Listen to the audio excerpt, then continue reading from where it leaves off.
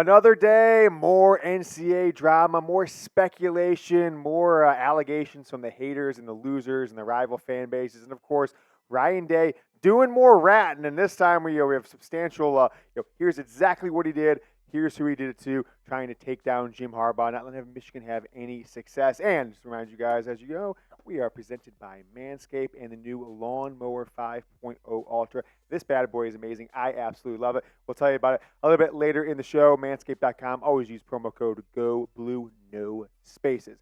Coming up later in the show, we're going to talk about The Rat, the guy I identified last night, the guy that's kind of been the talk of Michigan football social media the last 48 hours. Jim Stapleton releases a statement, and he doesn't really deny his involvement. He just tries to deflect and call names to other people. And NCAA investigators swarmed Ann Arbor yesterday, and apparently here on Friday afternoon, still in Ann Arbor, although at least half Michigan's coaching staff is out on the road for Friday night lights, little high school football, given that it is a bye week. Somewhere on the road last night, including one Michigan football coach, Kirk Campbell, visiting a Michigan quarterback target. So not all the coaches are in town as we speak. First up, though, we're going to talk Jim Harbaugh's future.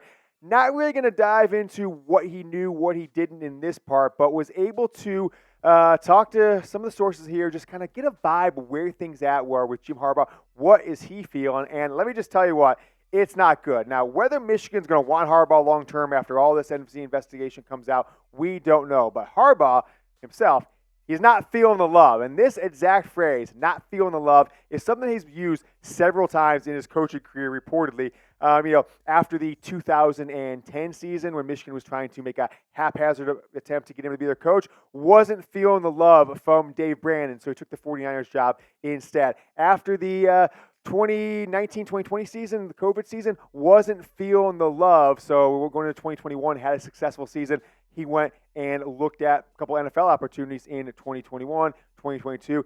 NFL side of things, and this is kind of second-hand sourcing here, NFL circles think that Jim Harbaugh was ready to move on maybe after the season, kind of a last dance, J.J. McCarthy, Donovan Edwards, Blake Corum, all the talent on defense, that he was going to kind of go out on a high note, hopefully for us Michigan fans.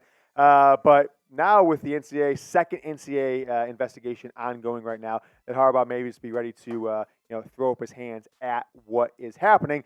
I get it from Harbaugh's perspective. I also kind of get it from Michigan as the evidence kind of piles up, whether or not they could really put public support behind him, because they could have egg on their face if it turns out that Harbaugh was deeply involved in this scandal. More on Harbaugh's contract, more on Harbaugh's future, taking the pulse of you, the Michigan football fan base, the smartest fan base, the best-looking fan base, the most dedicated and honest and integrity-based fan base in all of college football. So answer me this question. If you fall into those categories and you're not some scumbag Ohio State fan, will Jim Harbaugh be Michigan's head coach next season? We've asked this a couple times. Really, it depends on what the news cycle is. The answers really vary. It's yeses, the next day it's no's. So now here, wrapping up the week, let's hear what you guys think. Comment yes or no. Will Harbaugh be Michigan's coach next season? So Jim Harbaugh's not feeling the love from Michigan right now. As I said, certainly understandable, but this is a term Harbaugh has typically used when he himself then is ready to make a move. I think he's a guy who likes being wanted. He's clearly made that obvious in the past. He said it himself at a press conference 3 or 4 weeks ago. John Bacon, who we'll talk about here in a few seconds with the Rat and all that stuff going on, Bacon put it in his book on how Michigan got Harbaugh from the 49ers in December of 2014. Harbaugh, when he's not feeling the love from the 49ers, boom, he's looking for another job, ends up at the University of Michigan. My take is this. Michigan has some level of plausible deniability. The Michigan, hierarchy, Santa Ono, Ward Manual, their Board of Regents, etc. at this point, unless they were showing something yesterday that absolutely proves that Jim Harbaugh is just a cheating scumbag, which I don't think has actually happened yet. So while the investigation is going on, while Michigan's in a bye week, you got a bye week for the next couple days, right? And then it's game week on Sunday, so you maybe will miss your bye week. Go ahead and sign Harbaugh to the contract right now. 5 years, $75 million extension. Get rid of the old contract, 2024 through 2028. $15 million a year. Quick water break. And then just put in some clauses. Coach Harbaugh is currently under NCAA investigation for Burgergate. Here's what we know now. Here's what Coach Harbaugh says. Also, Michigan's under investigation for Spygate 2. Here's what we know now. Here's what the NCAA has told us. Here's what Jim Harbaugh has told us. As of October 27th, October 28th, And if that happens, if any of this becomes false in the future, this contract is null and void, and we can fire Jim Harbaugh for cause. Hell, he could even have to pay some of the money back that they pay him. It's not that tough for Michigan to potentially make this happen. And I think it would be a nice little gesture to secure Harbaugh long term. If he turns out he's not going to get fired, he wasn't culpable in this entire thing, and also have some ability to get out of this contract if you do need to fire him, if this is one of the biggest investigations and scandals in college football history. Next up, we have a good old-fashioned source-off, and it's really funny. The one screenshot I'm going to show you, we had sources right next to each other in my Twitter feed last night. I thought it was hilarious, and it's the blog boys versus the national media. But before we get into that, I want to tell you about Manscaped. Gentlemen across the nation, I have an urgent message from you from Manscaped, and that is that the Lawnmower 5.0 Ultra has launched. I've been using this for about 3 or 4 weeks. I'm one of the first ones to get it. Absolutely love it. It features a new cutting-edge design and next-generation dual skin-safe blade heads for different shaves. It's pretty much a spaceship that take your boys downstairs to the next level. As I said, I was lucky enough to be one of the first ones to try the new Manscaped Lawnmower 5.0 Ultra, and it is a game changer. This 5th-generation trimmer features 2 next-gen interchangeable skin-safe blade heads, a standard trimmer blade for taking a little off the top, and a new foil blade for going down smooth when you need to smoothen up the twig and berries. You know what I'm talking about. Producer Brett's in here with me on a Friday. 10 years ago, no kids, starting to use Manscaped. Guy's got 3 kids. Not a coincidence. Not a coincidence. Any comment? No comment from Brett. He is just smiling in agreement. Join the 9 million, that's right, 9 million men worldwide who trust Manscaped for their male grooming products. They've got a full suite of amazing products. My bathroom has Manscaped shampoo, body wash, deodorant. I've got the Manscaped nail clippers. 20% off and free shipping. Use promo code GOBLUE. That's GOBLUE. Link is down in the comments and the description of today's video. Get some Manscaped. Don't be caught with some crazy stuff going on there. Also support the show. Use promo code GOBLUE and get yourself 20% off and free shipping. Let's go back to this good old-fashioned source-off. We've got a source-off, and it is from one of the most despisable, despicable people in all of media, and then maybe one of the more beloved local journalists out there. So here's what we saw. I saw this right next to each other in my Twitter feed. Kind of hilarious. Tweeted out 2 hours apart. NCAA investigators interviewed members of the Michigan football staff today. A source confirms to The Athletic. But 2 hours prior to that, Angelique Shingelis from the Detroit News, multiple sources have said that the NCAA has not interviewed any of the Michigan football coaches' staff, and the coaches were at practice Wednesday and are on the road recruiting because Michigan, of course, does not play on Saturday. So good old-fashioned source stuff. Ironically, funny right there, and this is this is just a coincidence. It's not something that was planned. Both of them, ironically, had 595 likes at the moment I screenshot that, which I just think is a wild coincidence. So the blog boys, Webb, and this Josh Hislinkle guy I've never even heard of before, but apparently people say he's at Rivals for Michigan now. Some of the other ones saying no Michigan interviews. All the national guys. Remember, I don't really like the national guys that much. Pete Thamel and these scrubs from Sports Illustrated, Yahoo Sports, etc. But who has been out in front of this story so far? Has it been the local people? As a matter of fact, it has not been the local people at all whatsoever. The national guys have broken every single piece of news on the story. Normally, I'd opt to trust the local folks, sources on the streets there, but they haven't had a single insight that's come true or been ahead of any of this story. So they clearly have no sources to what's going on with this Michigan NCAA investigation. So this little source off, I'm going to lean on Nicole Auerbach, even though I absolutely detest her because she is one of the most despicable people in all of media. Coming up, The Rat. The guy that John U. Bacon said is The Rat. We talked about him here on yesterday's show. He released a statement that is a little murky, more deflecting than anything. But I did want to update you guys on our college football sub-battle leading up to Tuesday night's first CFP Top 25. The guys at the Alabama Football Report, they challenged us. We accepted the challenge. We got a little bit of good luck of some tailwinds of some great Michigan football drama, right? Maybe it's, taking advantage of it, whatever. So support the show by subscribing or send the link to your friends, youtube.com/Michigan TV. Don't let us lose to Alabama. They had a huge push yesterday. Got about 40 subs or so. We've still got a strong lead on them. This contest goes from now on Friday all the way till Tuesday, 7 p.m. Eastern. All right. So Matt Weiss. This one dropped last night, literally right after we filmed the show and talked about Matt Weiss at length, where I said, the Ann Arbor News says it's not, or Ann Arbor Police says this Matt Weiss, the scandal from January, February of last year, the computer crimes, is not connected to this. But I said, look, if the police are making a statement about that, that just means that they're trying to deflect, trying to get you off the trail. If they say that's not the case, I think it might be the case. Now, the FBI, this came out last night, the FBI has joined the University of Michigan campus police in investigating computer crimes that apparently crossed state lines. I'm not sure if that just means he took his computer on the road to an away game or what. There's some speculation that he got access through a password to view Ohio State practice film. I'm not lying about that. That's what some Ohio State people, some of their message board insiders and bloggers are saying as of right now. But keep an eye on this one. I know they're saying it's not connected. I know all the blog boards saying it's not connected, but I'm a dot connector. There's just there's too much going on here to think that things are just not connected at all.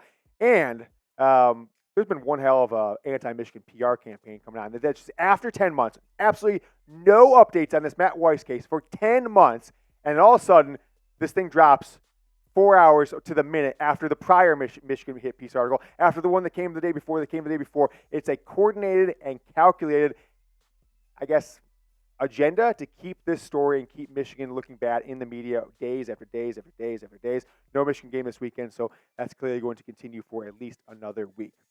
TCU, they are claiming they knew of sign stealing. TCU source, again, it's always sources. I got a drink here. Why I'm getting thirsty, a little dry mouth. Maybe just I'm so excited about this national championship Michigan's going to win in about 2.5 months.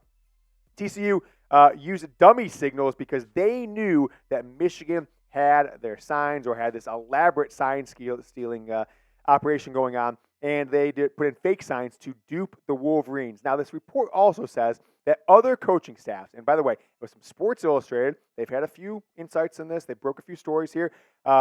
They said that other coaching staffs warned TCU after the announcement, Michigan, TCU, and the CFP, and they specifically mentioned Ohio State by name in the article. So don't you tell me, you Ohio State trolls in the comments, that Ohio State has nothing to do with this.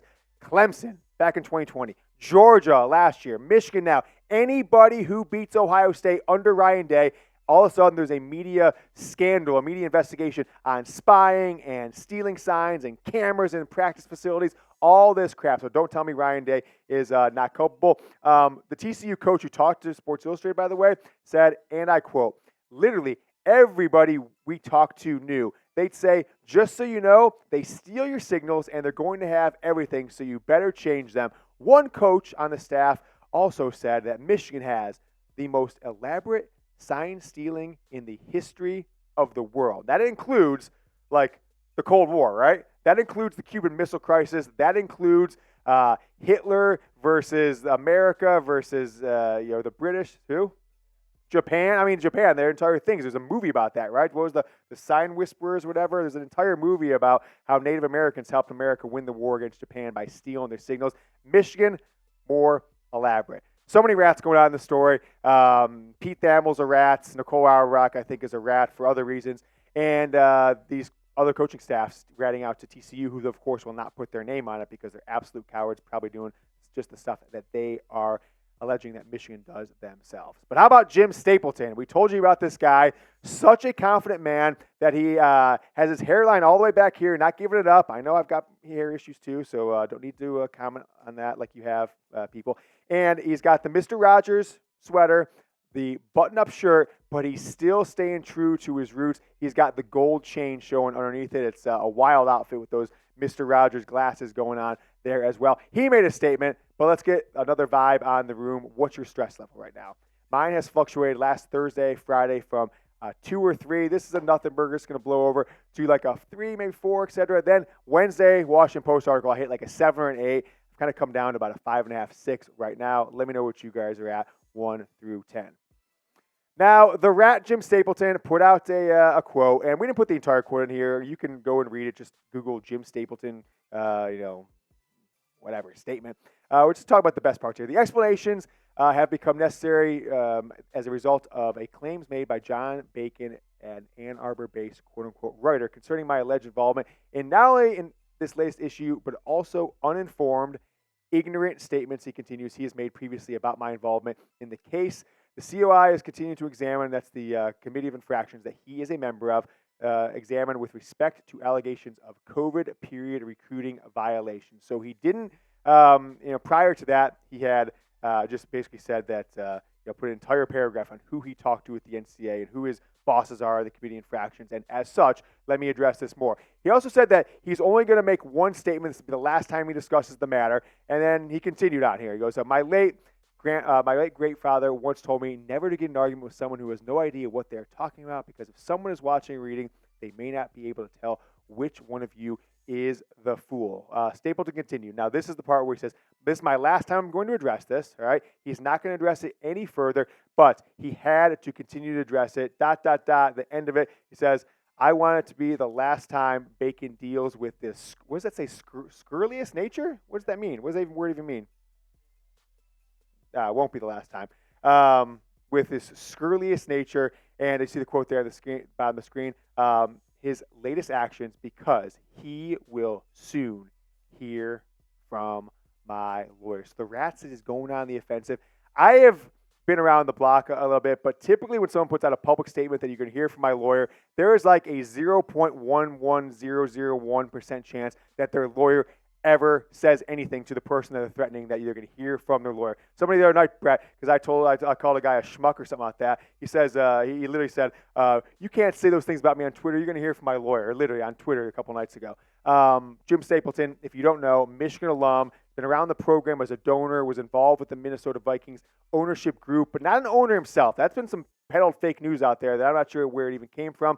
Has been rumored for over a year, right? There's been articles from non-Michigan sources that he uses influence with the Vikings ownership group to blackball Harbaugh because, as John Bacon says, he hates Jim Harbaugh and is volunteered. He wanted to be on the NCAA Committee of Infractions, the group that's kind of like the judge and jury when NCAA investigators recommend punishments for wrongdoing in and around college athletics. So Stapleton made that quote. We kept out a couple of things, but only showed you the stuff that mattered. Nowhere in his quote did Jim Stapleton say what John Bacon said is false, or that I have absolutely nothing to do with any of these reports or leaks over the last 7-8 days surrounding Michigan football and the Spygate scandal with Connor Stalions. So I still think he's the Rat. I think that statement was a big nothing burger. Let me know what you guys think. I'm calling him the Rat. We're getting the Terminator in here at some point. We're going to take Jim Stapleton down. So Stapleton, listen, if anything happens in Michigan football, especially this season, and it turns out you are, in fact, the Rat, I'm coming for you, pal. Believe me. Comment Rat if you're with me, if you believe Stapleton is Michigan football's Rat. I'll be back with another Michigan football report, likely this weekend, next time we know any on this story. Till then, go Blue.